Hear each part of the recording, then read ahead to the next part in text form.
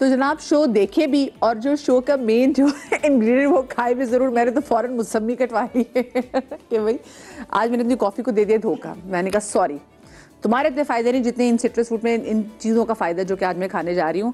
تو اگر آپ کو پتہ ہے میں سے آغا صاحب موجود ہیں, ہمارے سے ڈاکٹر بطور اشرف صاحبہ موجود ہیں, ہمارے سے ہماری بہت ہی پیاری ڈاکٹر بلقیس موجود ہیں, ہماری بہت ہی پیاری ڈاکٹر راحیل موجود ہیں. آپ تمام لوگوں کو میں شو میں خوش آمدید کہنا چاہتی ہوں. اور سب سے پہلے مجھے بتائیں آغا صاحب ساتھ ساتھ ایک لے بھی لے میں چاہتی سلائس ہاں نا کہ بھائی اچھی چیز ہے نا, ہیلدی چیز. ویسے تو آپ کو پتا نا کہ ہمارے پاس بسکٹس پڑے ہوتے ہیں اور ساری بیکری کی اچھی آئٹمس فریش آئٹمس پڑی ہوتی ہیں, لیکن آج بھائی ہم نے کہا کہ نہیں بھی آج اچھی چیزیں ہم کھلاتے بھی فریش کھلاتے بھی ہیں اور پوچھیں گے بھی اس کے فوائد کیا ہیں.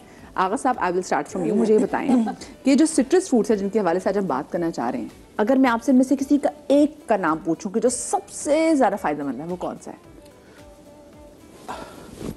نارنگی. آپ یہ بتائیں نارنگی کس نارنگی کی بات کریں؟ اصل دیکھیں سر یہ ہے کہ نارنگی ایک ایسا سٹرس فروٹ ہے جو چھلکے سے چھلکا اس کے پلپ سے چپکا ہوا نہیں ہوتا, تھوڑا سا پھولا ہوا ہوتا ہے, اور وہ عام طور پر ہوتا ہے. اور شاید یہ علم کی بات ہے, لوگوں کے اس کی بات ہے کہ موسمبی اور نارنگی کے کراس کو ہم نے کینو بنایا ہے. کینو بذات خود اوریجنل پھل نہیں ہے, یہ کراسڈ ہے. یہ نارنگی اور موسمبی کا کراس پھل ہے. اور اسی کراس کے بعد ایک اور کینو دنیا میں نہیں پاکستان میں انٹروڈیوس ہوا ہے جو سیڈ لیس ہے.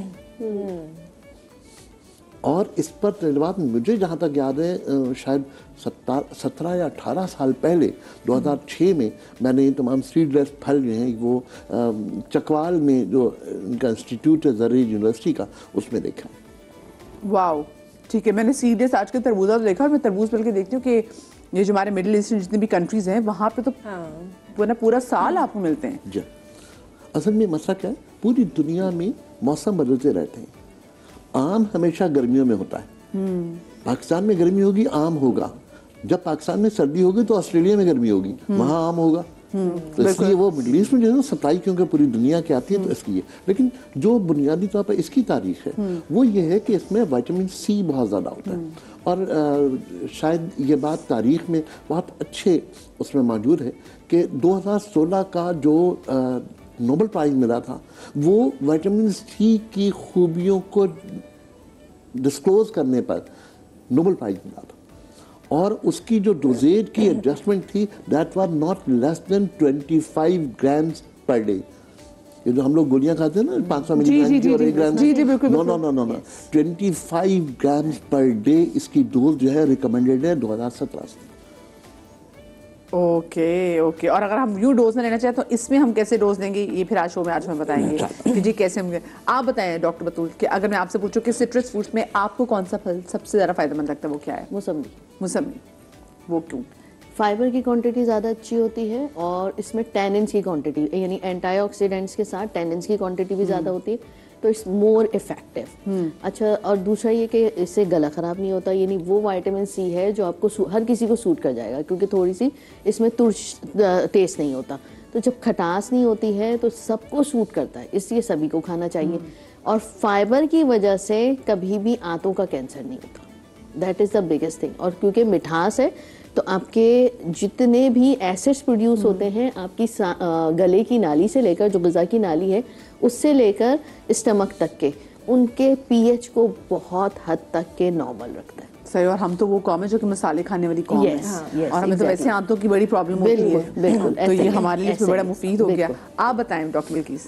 اگر اس فیملی میں بات کریں تو جو ہے نا سنترا, لیکن اگر آپ وائٹامن سی کانٹینٹ کس میں زیادہ اچھا ہوتا ہے تو پھر امرود.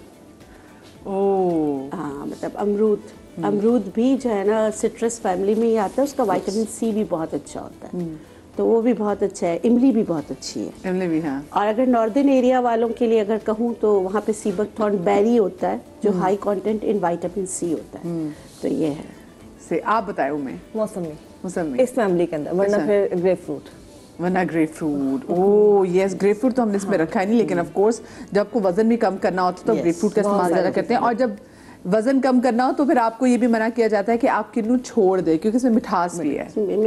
مٹھاس ہے لیکن کنو چھوڑ نہ دے کہ اس کی مقدار کم کر دیں. اگر آپ پوری پیٹی جو ہے ایک ساتھ ہی کھا لیں گے تو آپ کو بھوک بھی زیادہ لگے گی, پھر آپ کھانا زیادہ کھائیں گے تو آپ کا وزن بڑھے گا.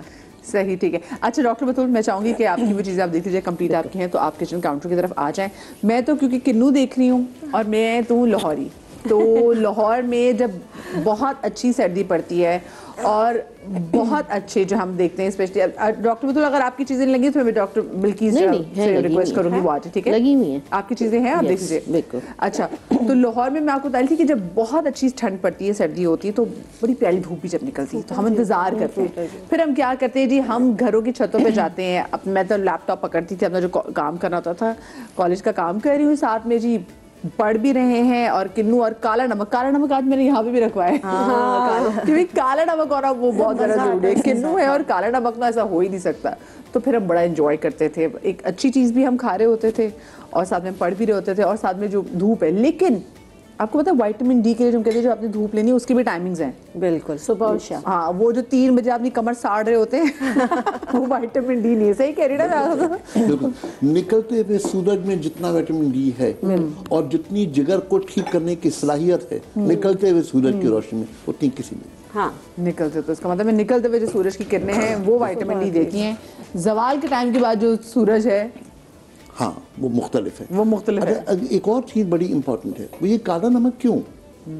کالا نمک اس لیے کہ بس ٹیسٹ چسکا. ہمیں تو چسکا پتا ہے, ہمیں تو نہیں پتا نا کہ حکمت کیا ہے. دیکھیے وائٹامن سی جتنا بھی ہے کہیں نہ کہیں اسکاربک ایسڈ ہے. اسکاربک ایسڈ ہے. یہ کیا ہوتا ہے؟ اسکاربک وائٹامن سی. اچھا, اب جو وائٹامن سی ہے وہ کیونکہ ایسڈ ہے تو اس کا نیوٹرائزیشن ایجنٹ ہمیشہ نمک ہوگا. دنیا کی کیمسٹری پر ڈیپینڈ کرتی ہے کہ acid plus salt is equal to base. تو کیونکہ اس کے ٹیسٹ کو ڈیولپ کرنے کے لیے ہمیں بیس لانا ہے, لہذا ایسڈ کے اوپر نمک. ہاں, یہ تو ہم ہمیشہ کھا رہے ہیں. ہم نے آگے پوچھا نہیں کہ بچے چیزیں کھا رہے ہوتے تھے, امرود پہ بھی جو ہم نمک کھا رہے اور مرچ والا ڈال کے کھا رہے. آف کورس کہنا کہ چیزیں اس کی پیچھے حکمت ہوگی, لیکن ہمیں تو چسکا پڑ گیا ہے اس کا. اچھا جی ڈاکٹر بطول. اچھا, میں بنا رہی ہوں فیس آئل جو کہ پگمنٹیشن کے لیے بہترین ہوگا. اس کے علاوہ جن کو فائن لائنز آنی شروع ہو جاتی ہیں ان کے لیے بہترین ہے. اچھا دیکھیں ڈاکٹر بطول, ایک میں چاہتی ہوں آپ بات لوگوں کو یہ بھی بتائیں کہ فائن لائنز آنا is absolutely normal and it has to, مطلب یہ پروسیس ہے, یہ آنا ہی ہے ہم کرنا, تو اس میں کوئی یہ پریشانی والی بات نہیں. اگر آپ کی چہرے پہ فائن لائنز آ رہی ہیں گھبرائیں مت اس سے. لیکن جو فریکلز کی آپ نے بات کی تو وہ کہیں نہ کہیں سے اس میں ہماری بھی غلطی ہوتی ہے, ہماری خوراک میں غلطی ہوتی ہے, اور جو کریمیں ہم لگا لیتے ہیں ان کا بھی. لیکن جب آپ کو جھائیاں آنا شروع ہو جائیں, چاہے وہ لیور مارک سے ایک نشان ہو یا پراپر پوری جھائیوں کی کمبینیشن ہو, اگر لیور مارک بھی آپ کے فیس پہ آنا شروع ہوا ہے, آپ کے ہاتھوں پہ نشانات آنے شروع ہو گئے, یہ انڈیکیشن ہے کہ اب آپ کی اندر سے ہیلتھ صحیح نہیں ہے یا آپ کا جگر جو ہے وہ کہیں نہ کہیں کمپرومائزڈ ہے. اب اس میں بہت سارے فیکٹرز آ جاتے ہیں. اس میں خون کی کمی ہو سکتی ہے, اس میں خون کی زیادتی ہو سکتی ہے, اس میں لیور فیکٹرز, لیور انزائم جو ہوتے ہیں ان کی اوپر نیچے گڑبڑ ہو سکتی ہے. ٹھیک ہے, اس میں وائٹامن ڈی کی کمی ہو سکتی ہے, تھائرائڈ کا ہو سکتا ہے. There are so many issues. تو کہیں نہ کہیں اللہ تعالیٰ انڈیکیٹ کر رہے ہیں آپ کو کہ بس اب آپ سمجھ جائیں آپ کی اندر صحت خراب ہونا شروع ہو گئی ہے. آپ کے ناخن بھی بتاتے ہیں, ناخن بھی بتا رہے ہوتے ہیں بالکل. لیکن جو پگمنٹیشن ہے وہ اسپیسیفکلی شو کرتی ہے آپ کے لیور ایشوز کو.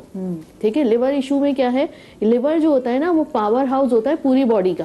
دیکھا اگر پاور ہاؤس سے بجلی ختم ہو جائے نا تو پھر سپلائی نہیں ہو رہی ہوتی ہے نا جگہ جگہ پہ.